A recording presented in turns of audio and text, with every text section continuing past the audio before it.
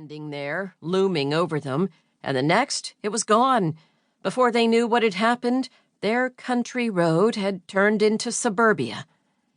Designed to have high curb appeal to the potential buyer, each little house had an oversized Palladian window front and center and a double-door entry overlooking a landscaped front yard, boasting 2 small yew bushes and a couple 100 square feet of sod.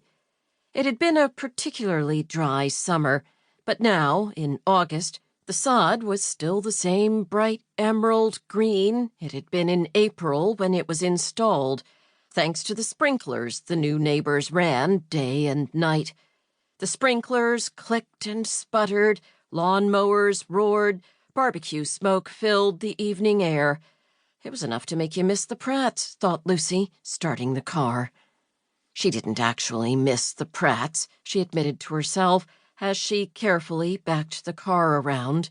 But she did miss seeing their house at the very top of Red Top Hill, where it once seemed to symbolize the simple, rugged way of life that was becoming increasingly rare, even in Maine. It was the kind of house a child might draw, a too-narrow rectangle topped with a triangular roof. The windows were rectangles, too, without shutters. The siding was weather-beaten gray clapboard, and the white paint on the trim boards had peeled off long ago. There was no landscaping to speak of, no bushes softening the stark lines of the house, and no lawn at all. Just a dirt yard with a chicken pen and a rotting old car or two, kept for spare parts. It wasn't a friendly house. It might as well have had a big keep-out sign nailed to it. Which was just about right, because the Pratts hadn't been friendly people. They'd been horrible neighbors, mean and quarrelsome. They were gone now. Prudence had died, been murdered, actually, and her husband, Calvin, and son, Wesley, were in the county jail for stealing lobsters out of other people's traps. All that remained of the Pratt family was the name of the street that now bisected their land. The developer, Fred Stanton, had named it Prudence Path.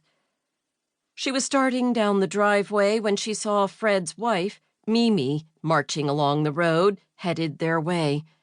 Only Zoe's presence in the seat beside her kept her from saying a very bad word. "Lucy, could I just have a quick word with you?" asked Mimi, bending to look into the car window. She was talking in that false, bright tone a lot of women use when they're broaching an uncomfortable topic. "Sure, Mimi, what's up?" "Well, Lucy, it's really the same old thing," sighed Mimi, adding a fleeting, tight little smile. "I'm afraid those bushes of yours are really a safety hazard. They block the sight lines on Prudence Path, you know. Why, just yesterday I was almost hit by a speeding truck when I was pulling out on my way to work." "I don't see how you can blame my lilacs for somebody going too fast on Red Top Road," said Lucy. "Well, of course you are right. The truck was going way too fast, but the fact is that I couldn't see the truck because of your bushes." She smiled again, and Lucy wondered if she'd had her teeth whitened or something. Maybe it was just a reflex, a nervous twitch, a tic. "I've spoken to you about this before, numerous times, in fact, and I'm afraid I'm going to have to file a formal complaint."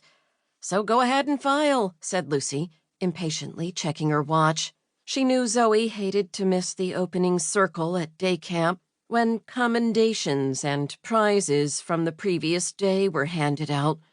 "I'm not sure you understand exactly what that means," said Mimi, looking concerned. "A traffic officer will conduct an investigation, and if he determines the bushes are a hazard, the town highway department will cut them." "They can't do that.